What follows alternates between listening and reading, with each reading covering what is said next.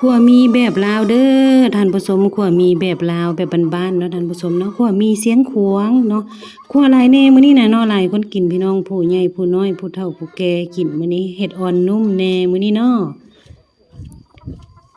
จังซี่แหละขัวมีแบบลาวๆท่านผู้ชมเฮาไปเบิ่งไปชมวิธีขัวนํกันเลยเนาะ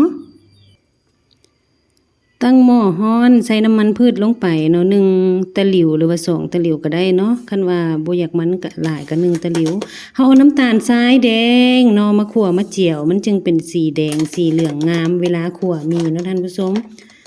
ใส่2ตะหลิวหรือว่า3ตะหลิวก็ได้เนาะถ้าว่าใส่3มันก็สิแดงดีเหมาะสมกับมีเฮาโลนึงแหละเนาะท่านผู้ชมเนาะมาค่อยคั่วค่อยเจียวใส่ไฟเบาๆท่านผู้ชมใส่ไฟแห้งหลายบ่ได้มันสิไหม้สิขมเนาะขั้นตอนเฮาเริ่มก็แม่นว่าค่อยๆคั่วน้ำตาลนี่แหละเนาะขั้นตอนให้วิทย์นะเฮ็ดใจเย็นๆแน่เนาะคั่วเป็นแบบนี้จนว่าละลายแบบนี้แล้วเนาะละลายแตกตัวแบบนี้แหละเนาะเป็นฟองขึ้นละ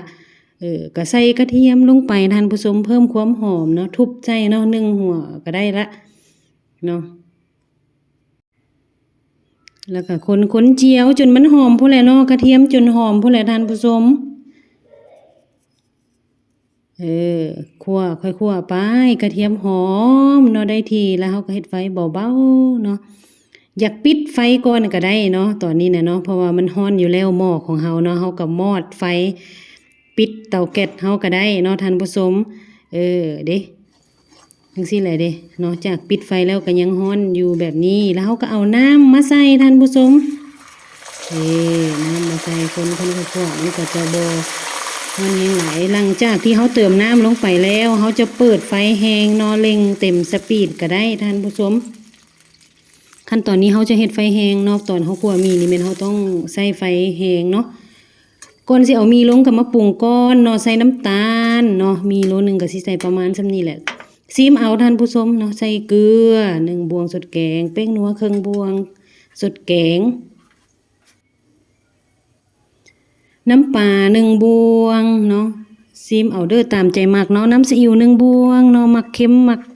นัวส่ำใดก็ปรุงเอาเด้ออันนี้น่ะเฮาซีมเบิ่งน้ำมันพอดีแล้วเนาะเฮาก็เอามีเนาะที่เฮาล้างแล้วเนาะมีเสียงขวางเนาะมาลงหม้อเลยท่านผู้ชมใส่ไฟแห้งๆคนคั่วได้ตอนนี้น่ะเนาะเฮาจะคนจะคั่วตลอดเนาะให้น้ำคั่วมีหั่นน่ะเนาะท่วมมีหมดเนาะทั่วกันท่านผู้ชมแบบนี้แหละจนให้มันทั่วแหละมีโลนึงเด้น้ำก็ใส่ประมาณลิตร1หรือเกือบลิตรก็ได้ต้องเบิ่งตามเส้นมีท่านผู้ชมมีอ่อนบ่มีแข็งเนาะ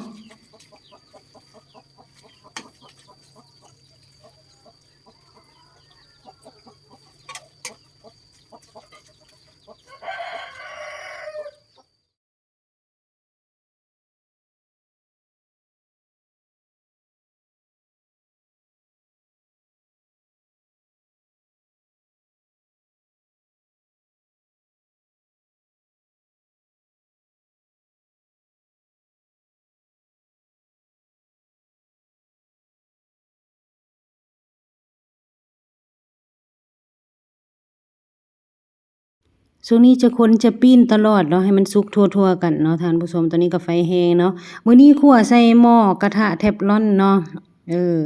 ที่ผ่านมาหั่นแม่นคั่วใส่หม้อข้างธรรมดาเนาะหม้อข้างหันคักเนาะสำหรับข้าพเจ้าเนาะว่ามันคักก่อนหม้ออันนี้บางคนก็ท้วงว่าหม้อข่อยดำแนวนั้นแนวนี้แต่ว่ามันใช้ดีเด้อท่านผู้ชมอย่าประมาทเด้อ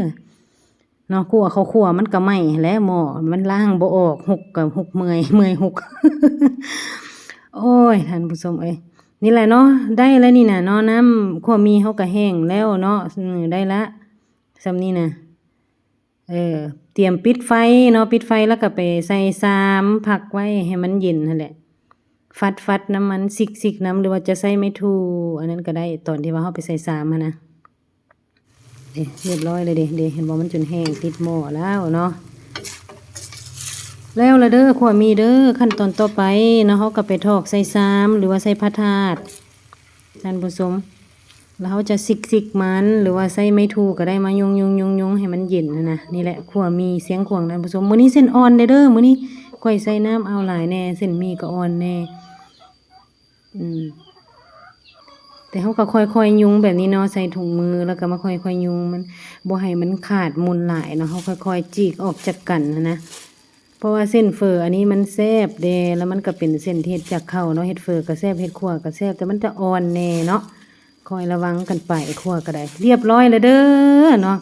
เป็นเส้นดีท่านผู้ชมจัดใส่หอมเนาะหอมลาบถั่วงอกหอมบัวหอมป้อมเนาะ เขาก็ได้หน้าตาสีสันสวยงามแบบนี้เนาะสะใส่ตอนเลือดหรือมักเผ็ดกับก็แห้งแซ่บดีสำหรับผู้ใหญ่กินเนาะท่านผู้ชมขอบใจทุกท่านที่มาเบิ่งมาชมเด้อคันมักก็อย่าลืมกดไลค์กด Subscribe กดแชร์ให้ได้เด้อเพื่อเป็นกำลังใจเนาะในการถ่ายทำคลิปต่อๆไปเนาะมื้อนี้คลิปคั่วมีของเฮาก็สำเร็จเสร็จสิ้นแล้วเนาะอย่าลืมไปเฮ็ดกินเด้อท่านผู้ชมเด้อเนาะบ่ยากเนาะคั่วมีแบบลาวเนาะคั่วให้เด็กกินเนาะเด็กกินได้ผู้ใหญ่กินดีแซ่บแบบบ้านๆพี่น้อง